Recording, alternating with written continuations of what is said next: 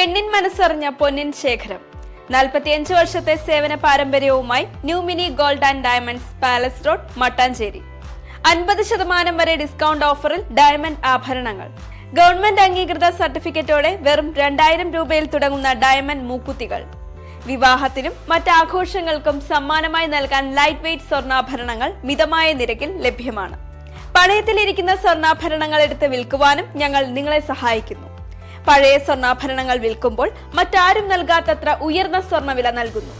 കൂടാതെ ഞങ്ങളുടെ മറ്റൊരു സ്ഥാപനമായ KVM ഫിനാൻസിൽ സ്വർണ്ണാഭരണങ്ങൾ വളരെ കുറഞ്ഞ പലിശ നിരക്കിൽ പണയം വയ്ക്കുമ്പോൾ കൂട്ടുപലിശയോ service ചാർജോ ഈടാക്കുന്നതല്ല.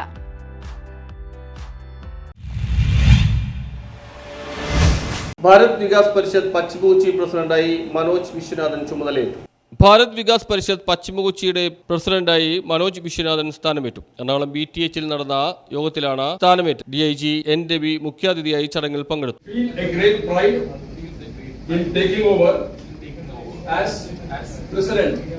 of Bharat Vikas Parishad, Paschim Cochin. I have firm faith in the ideals, aims and values of the Parishad.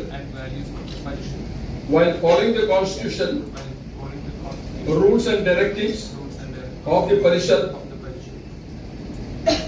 I shall with loyalty, dedication and discipline will carry out the responsibilities which will enhance the prestige and reputation of the organization. I will not do any work which may undermine the dignity and honor of this great organization. Venkatachalam MR Sharma, Satheesh Bharadwaj, KP Singh എന്നിവർ സന്നിഹിതരായിരുന്നു. President Manoj Viswanathan, secretary Rajesh Singh, finance secretary Rahul Azar എന്നിവർ മുഖ്യാതിഥിയായിരുന്ന DIG N. രവിയെ memento നൽകി ആദരിച്ചു. DIG N. Ravi തെരഞ്ഞെടുക്കപ്പെട്ട ഭാരത് വികാസ് പരിഷത്ത് president Manoj വിശ്വനാഥനെ പൊന്നാട അണിയിച്ച് ആദരിച്ചു.